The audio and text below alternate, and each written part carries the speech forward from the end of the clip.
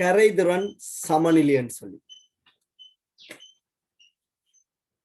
கரைதிறன்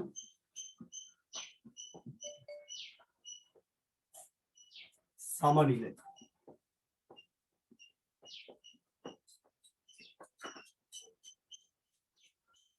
சரி, கரைதிறன் சமநிலை.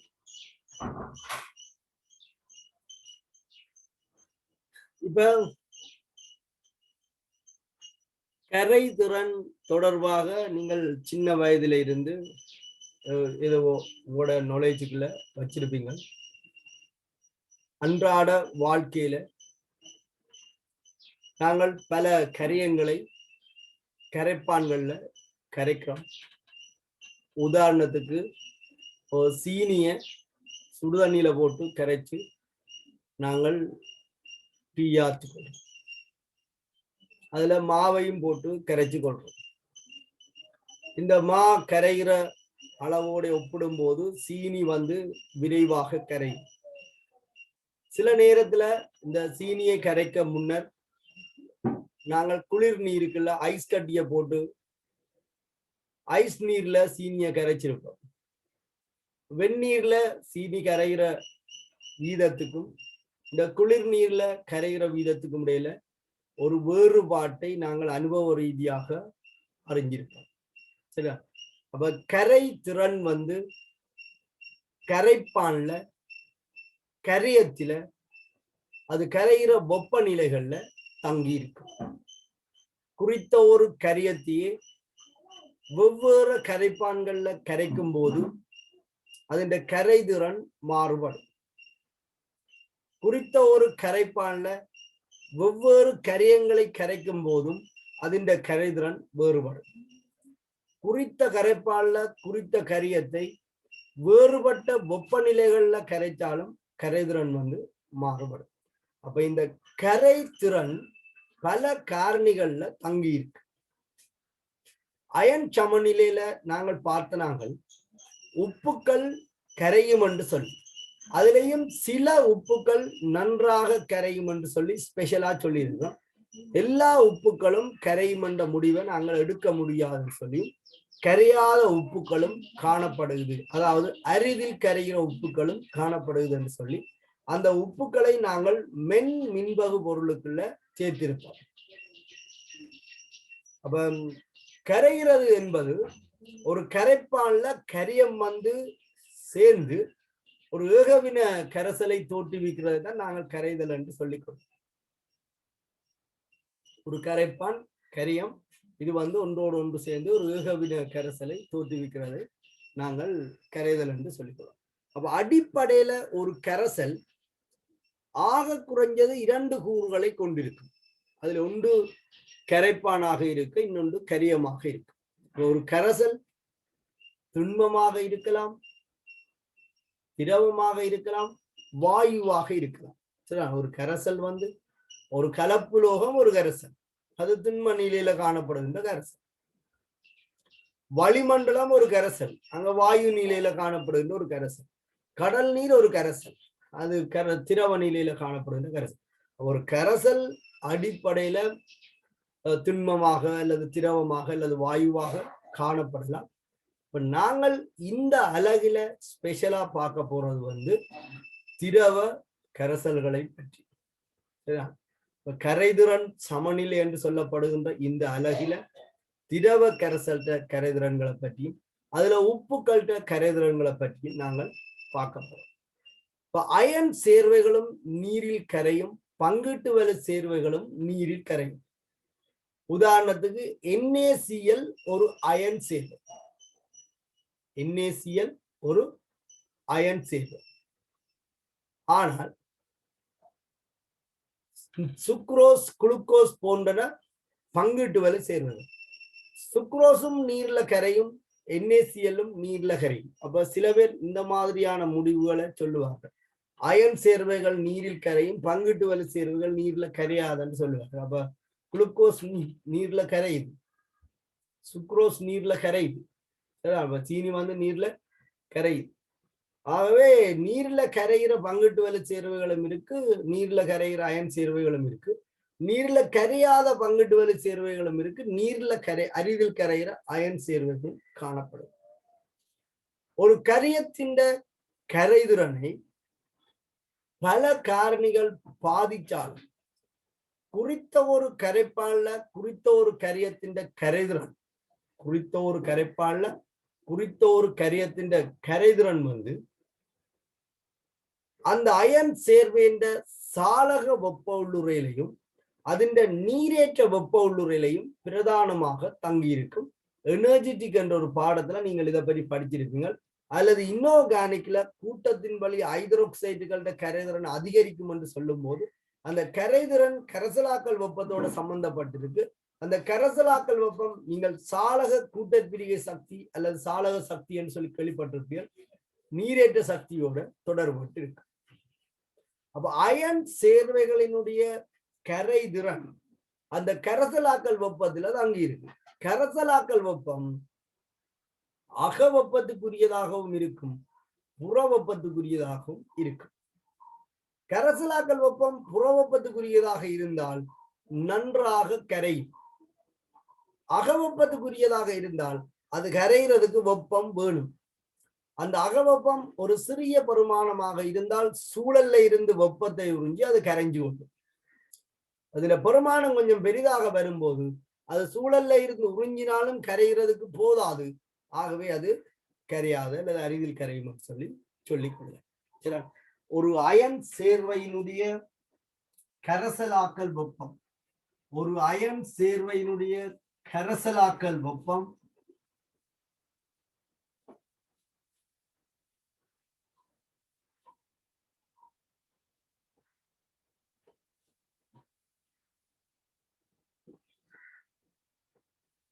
ஒரு அயன் சேர்வையினுடைய கரைசலாக்கல் வெப்பம் அதிண்ட சாலக வெப்ப உள்ளுறை, இது இப்ப சாலக கூட்டப்பிரிகை வெப்ப உள்ளுறை என்று குறிப்பிடப்பட்டிருக்கு.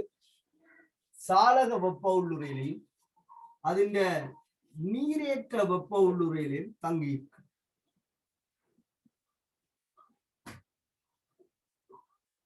நீரேற்ற வெப்ப உள்ளுறை, கரைப்பானேற்ற வெப்ப உள்ளுறை என்று சொல்லலாம். ஒரு மூல் திண்ம அயன் சேர்வை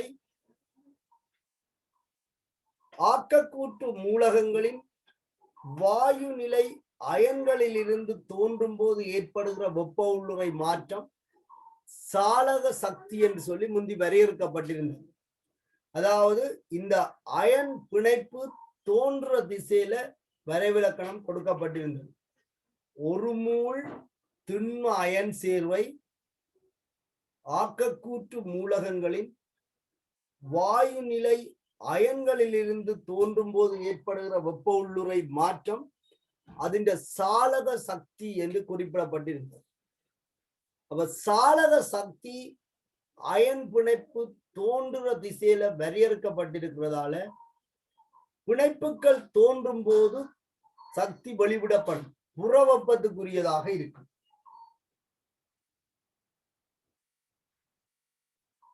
அதாவது இந்த திசையில குறிப்பிடப்படுகின்ற சக்தி புற வெப்பத்திற்குரியதாக காணப்படும். ஆனா இப்ப இருக்கிற எனர்ஜெட்டிக் பாடத்துல இந்த சாலக சக்தி என்பது சாலக கூட்டப்பிரிகை சக்தியாக வரையறுக்கப்பட்டிருக்கு. சாலக கூட்டப்பிரிகை சக்தியாக வரையறுக்கப்பட்டிருக்கு. அதாவது இந்த வரைவிலக்கணத்தின் திசை மாற்றி அது சாலக கூட்டப்பிரிகை சக்தி என்று சொல்லி பெயரிடப்பட்டிருக்கு. அப்ப நான் உங்களுக்கு முதல் சொன்னது சாலக சக்தி. சாலக சக்தி 2017 ஆண்டு சிலபஸ் அப்டேட்டுக்கு முன்னர் சகல இடங்கள்லையும் இந்த சொல்லு பயன்படுத்தப்பட்டிருக்கும், சாலக சக்தி. அந்த வரைவிலக்கணம் இந்த திசையில் வரையறுக்கப்பட்டிருக்கு. அதாவது ஒரு மூல் திண்ம அயன் சேர்வை ஆக்கக்கூற்று மூலகங்களின் வாயு நிலை அயன்களில் இருந்து தோன்றும் போது ஏற்படுற வெப்ப உள்ளுறை மாற்றம். அப்ப பிணைப்பு தோன்ற திசையில இது வரையறுக்கப்பட்டிருக்கிறதால சாலக சக்தி எப்போதும் புற வெப்பத்துக்குரியதாக இருக்கும். சாலக சக்தியை நாங்கள் எலக்ட்ரிக் எனர்ஜி என்பதால எல் என்ற ஒரு குறியீடு பொதுவாக பாவிச்சுக் கொள்ளும். அப்ப சாலக சக்தி எப்போதும் புற வெப்பத்துக்குரியது. ஆனா இப்ப 2017 சிலபஸ் அப்டேட்ல இந்த சாளக சக்தியின் திசை மாற்றப்பட்டு அது சாளக கூட்டற்பிரிகை சக்தியாக குறிப்பிடப்பட்டிருக்கு. சாளக கூட்டற்பிரிகை சக்தி.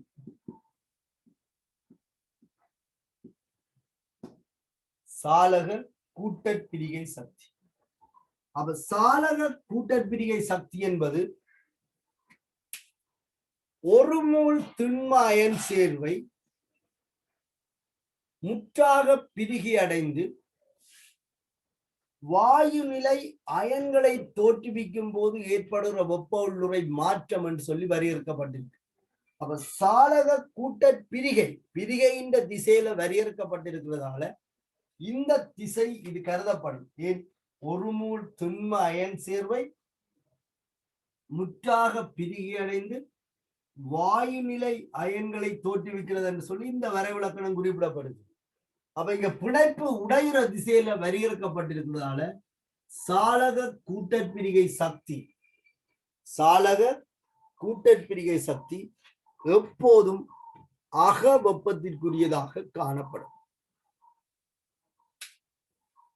இந்த திசையில இருக்கிற மாற்றத்தை நீங்கள் பார்த்தீங்கன்னு சொன்னால் இது அயனினுடைய கரைப்பான் ஏற்ற வெப்ப உள்ளுறை. இங்க கரைப்பான் நீராக குறிப்பிடப்பட்டிருக்கிறதால நாங்க இதை நீரேற்ற வெப்ப உள்ளுறை என்று சொல்லியும் சொல்லலாம். வாயு நிலையில் உள்ள ஒரு மூல் வாயு நிலை அயன் மிகை கரைப்பானில் கரைக்கப்பட்டு கரைப்பான் ஏற்றப்பட்ட அயனாக மாற்றப்படும் போது ஏற்படுற வெப்ப உள்ளுறை மாற்றம் தான் இதுல வரப்போற கரைப்பான் ஏற்ற வெப்ப உள்ளுறை. இங்க கரைப்பான் நீராக இருக்கிறதால நாங்கள் இதை நீரேற்ற வெப்ப உள்ளுறை என்று சொல்லலாம். வரைவிலக்கணம் இப்படித்தான். வாயு நிலையில் உள்ள ஒரு மூல் அயன் மிகை நீரில் கரைக்கப்பட்டு நீரேற்றப்பட்ட அயன் கரைசலாக மாறும் போது ஏற்படுற வெப்ப உள்ளுறை மாற்றம். அப்ப இங்க நீர் ஏற்றப்படும் போது நீரில உள்ள இருமுனைவிற்கும் அயனுக்கும் இடையில அயன் இருமுனைவு துணையிடை ஈர்ப்பு உருவாகும். துணையிடை ஈர்ப்பு.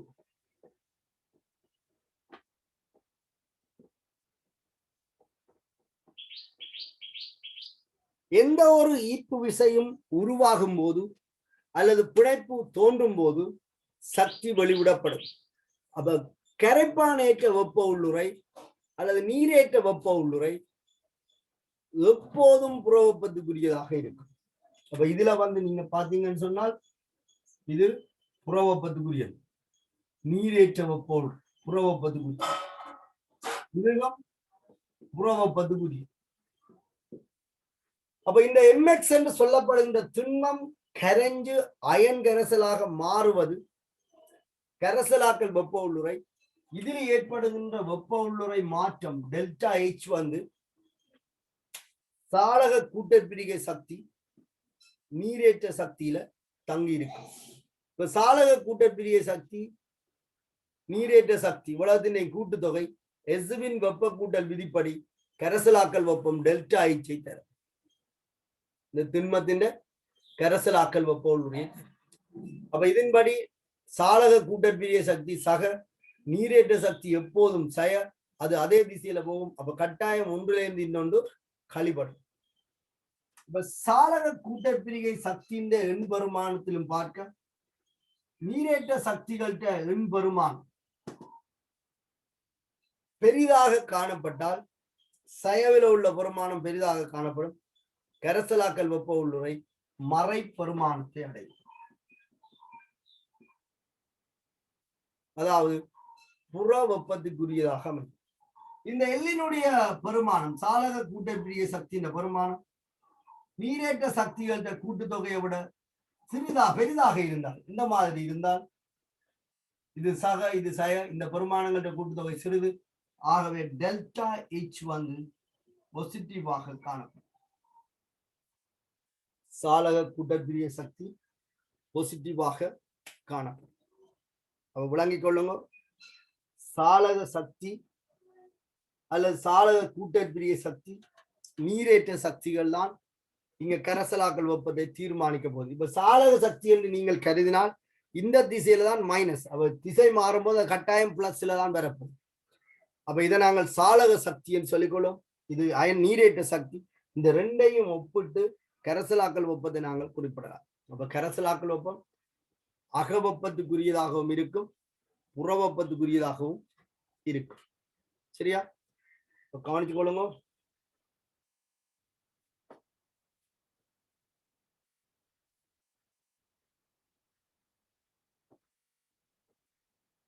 வெப்ப ரசாயனத்துல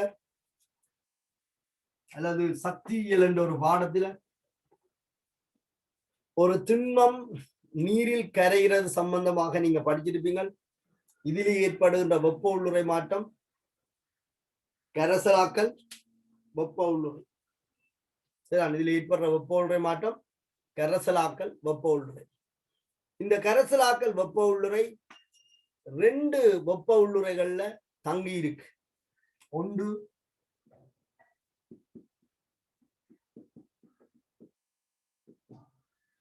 இது, இந்த வெப்ப உள்ளுறை மாற்றத்துக்கு பேர் சாளக சக்தி. அடுத்தது இது,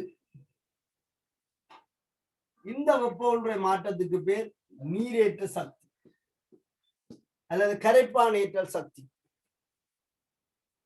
சாளக சக்தி புனைப்பு தோன்ற திசையில வரையறுக்கப்பட்டிருக்கால எப்போதும் புறவெப்பத்துக்குரியதாக இருக்கும். நீரேற்ற சக்தியிலையும் அயனுக்கும் நீரின் இருமுனைவுக்கும் இடையில அயன் இருமுனைவு கவர்ச்சி தோன்றுவதாலே அதுவும் எப்போதும் புறவெப்பத்துக்குரியதாக இருக்கும். இப்ப நாங்கள் இதை சாளக கூட்டற்பிரிய சக்தி என்று சொன்னா இந்த திசையில வரையறுப்போம், அது சக எல்லாக இருக்கும். சாளக கூட்டற்பிரிய சக்தி இது பிரிகிற சம்பந்தமா சொல்லி இருக்கு.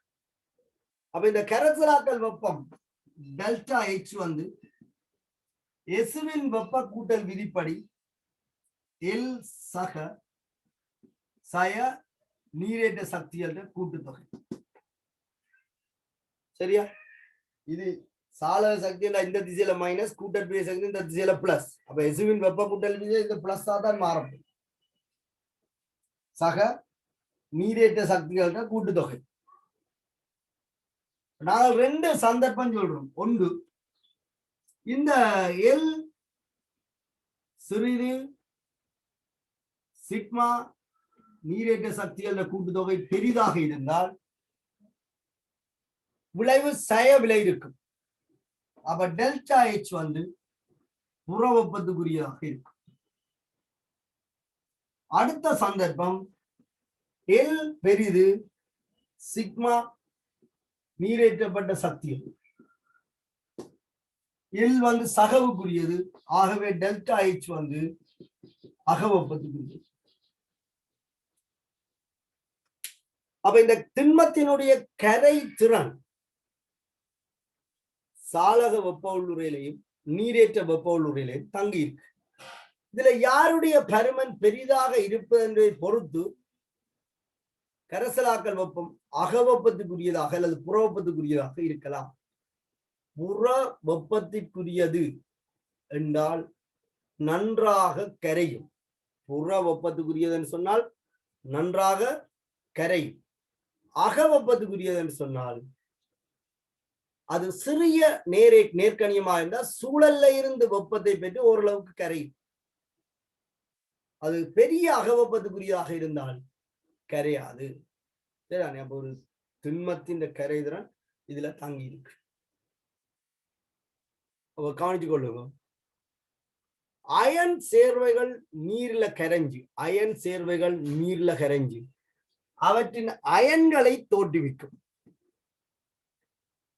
பங்கீட்டு வலு சேர்வைகள் இருக்கு. இப்ப குளுக்கோஸ் ஒரு பங்கீட்டு வலு சேர்வை. இது நீர்ல கரைஞ்சால் எப்படி கரையும்? குளுக்கோஸ் நீர்ல கரையும். அது மூலக்கூறாகவே கரையும். சரியா? பங்கீட்டு வலு சேர்வைகள் மூலக்கூற்று நிலையிலேயே கரையும். அப்ப குளுக்கோஸ் நீர்ல கரைகிறதால அயன்கள் உருவாக்கப்படுவது இல்லை. சரியா? குளுக்கோஸ் நீர்ல கரைகிறதால அயன்கள் உருவாக்கப்படுவது இல்லை. அப்ப அயன் சேர்வுகள் நீர்ல கரைஞ்சு அயன்கள் உருவாக்கப்படுவதாக அயன்கள் மின்னை கடத்தக்கூடியவை. சுயாதீன அயன்கள் மின்னை கடத்தக்கூடியவை. அப்ப அயன் சேர்வைகளுடைய நீர்க்கரசுகள் மின் பகு பொருட்கள் மின்னை கடத்தக்கூடியவையாக இருக்கும். பங்கீட்டு வலு சேர்வைகளுடைய நீட்கரைசல்கள்ல அயன்கள் இல்லை, அது கரைஞ்சாலும் மின்னை கடத்தாது. சரிதான். அப்போ ஒரு அயன் சேர்வைன்ற கரை திறன் அதிண்ட சாலக வெப்ப உள்ளுரையிலையும் நீரேற்ற வெப்ப உள்ளுரையிலையும் பிரதானமாக தங்கி இருக்கு. சரிதானே. அப்ப இது ரெண்டு நிபந்தனை.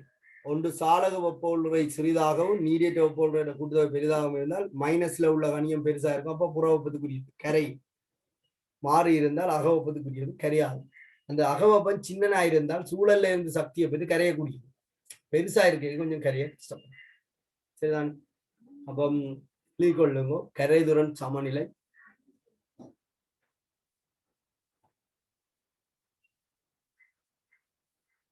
கரைதிறன் சமநிலை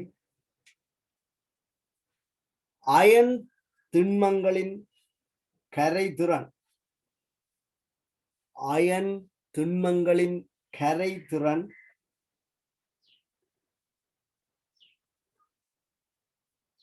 அயன் திண்மங்களின் கரைதிறன்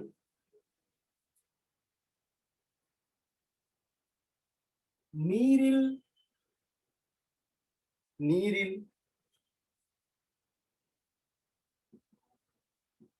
பெரிதும் மாறுபடும். நீரில் பெரிதும் மாறுபடும். எல்லா அயன் சேர்வுகளும் நீர்ல நன்றாக கரையும் என்று சொல்லலாம். அது மாறுபட்ட கரைதிறன்களை கொண்டிருக்கும். அப்ப அயன் சேர்வைகளின் கரைதிறன் நீரில் பெரிதும் மாறுபடும்.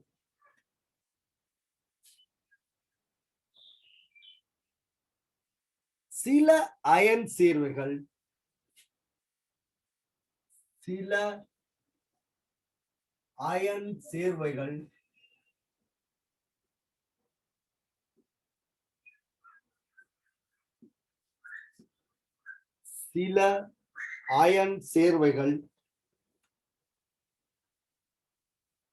நீரில் கரையக்கூடியவை.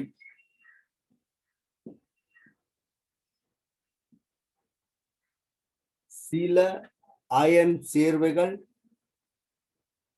நீரில் கரையக்கூடியவை.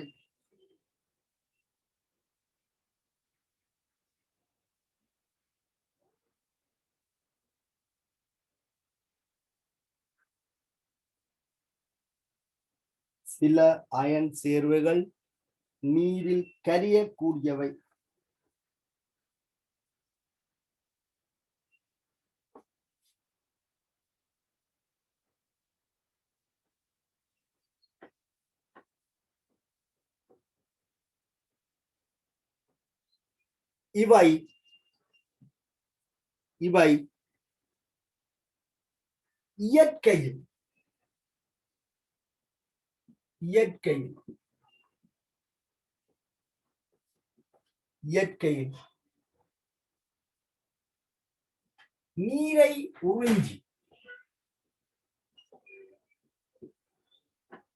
இவை இயற்கையில் நீரை உறிஞ்சி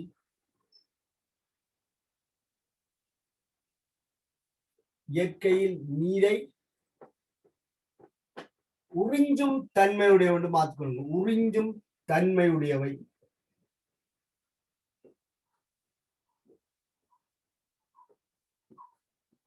இவை இயற்கையில் நீரை உறிஞ்சும் தன்மையுடையவை.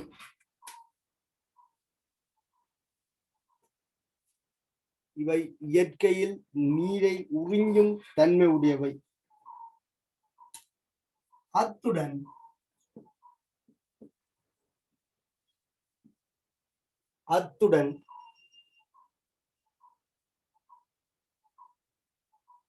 வளிமண்டலத்தில் உள்ள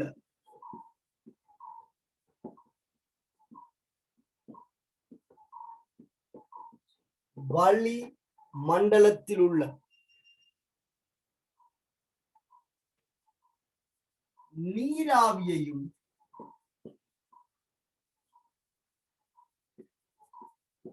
வளி மண்டலத்தில் உள்ள நீராவியையும் வளி மண்டலத்தில் உள்ள நீராவியையும் உறிஞ்சக்கூடியவை.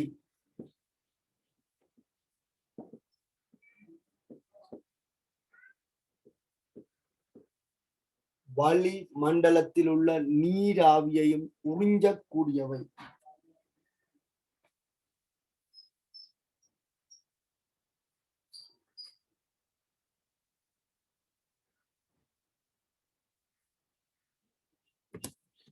சரிதானே? இப்ப நீரை உறிஞ்சும் தன்மையுடையதாக இருக்கிறதால அவை என்ன செய்யும் சொன்னால் நீர்ல கரை. இப்ப நாங்கள் வளிமண்டலத்துல திறந்து விட்டாலும் வளிமண்டலத்துல உள்ள நீராவியை உறிஞ்சியும் அது கரைஞ்சிடும். உதாரணத்துக்கு கால்சியம் குளோரைட் போன்ற உப்புக்களை கருதினால் இந்த உப்புக்களை திண்ம நிலையில நாங்கள் பேணவனமா இருந்தால் வலியுருக்கமாக மூடி வைக்கும். இப்ப வழியில திறந்து விட்டால் வழியில உள்ள நீராவியை உறிஞ்சியும் இது உடனுமே என்ன செய்யும் என்றால் கரைஞ்சு போகும். சரிதான்? உதாரணம் கால்சியம் குளோரைட். கால்சியம் குளோரைட் இது ஒரு அயன் சேர்வை, நீரை உறிஞ்சக்கூடியது. இப்ப நீருக்குள்ள போட்டா நீரை உறிஞ்சி கரைஞ்சிடும். வழியில திறந்து வச்சாலும் வழியில உள்ள நீராவியை உறிஞ்சி கரைஞ்சி.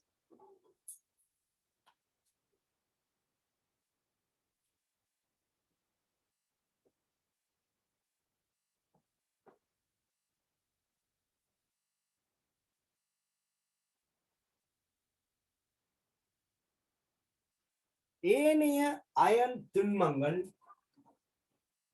ஏனைய அயன் திண்மங்கள்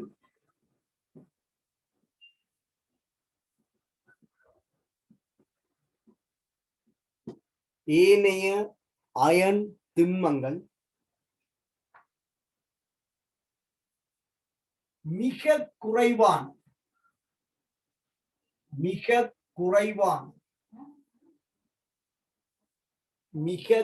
குறைவான கரை திறனை உடையதாக இருப்பதால் மிக குறைவான கரை திறனை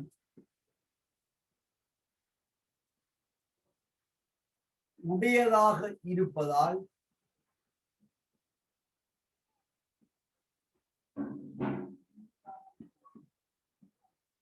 மிக குறைவான கரைதிறனை உடையதாக இருப்பதால்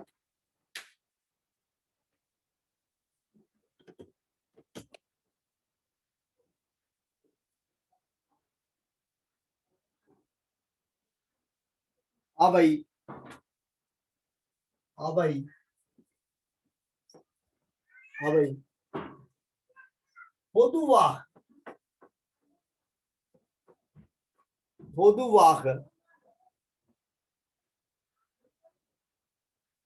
அவை பொதுவாக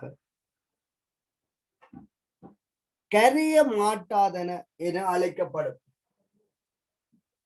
கரைய மாட்டாதன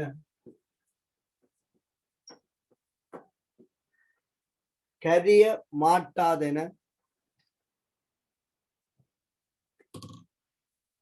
கரைய மாட்டாதன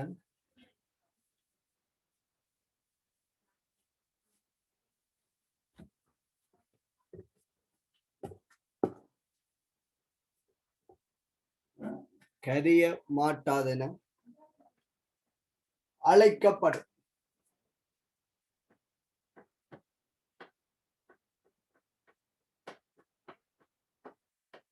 கரைய மாட்டாதன அழைக்கப்படும்.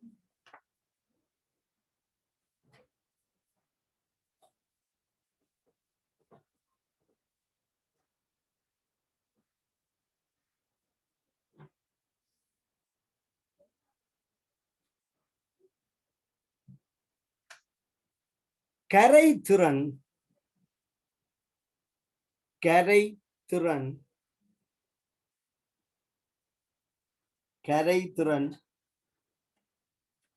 பல காரணிகளில் தங்கியுள்ளது. கரைதிறன்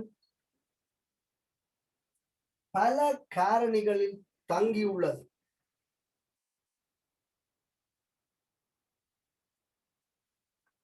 கரை திறன் பல காரணிகளில் தங்கியுள்ளது. கரை திறன் பல காரணிகளில் தங்கியுள்ளது. அவற்றில் முக்கியமானது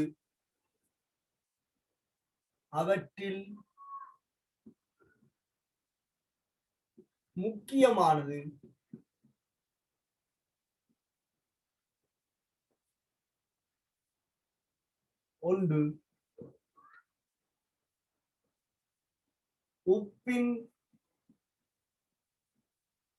உப்பின் சாலக வெப்ப உள்ளுதல். உப்பின் சாலக வெப்ப உள்ளுதல்.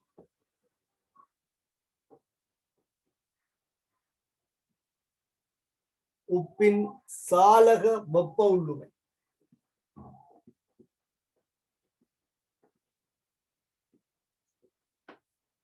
உப்பின் சாலக வெப்ப உள்ளுமை. இரண்டாவது, கரைசலில் உள்ள அயன்களில் கரைசலில் உள்ள அயன்களில்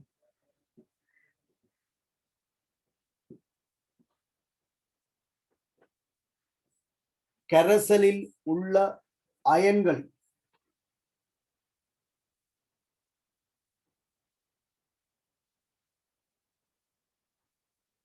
நீரேற்ற சக்தி. நீரேற்ற சக்தி ஏற்கனவே நான் குறிப்பிட்டது போல இந்த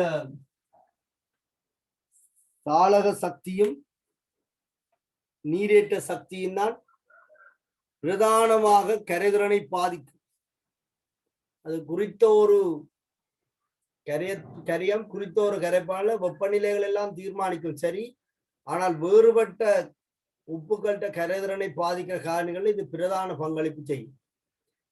உப்பின் சாலக வெப்ப உள்ளுரை, கரைசலில் உள்ள அயன்களின் நீரேற்ற சக்தி.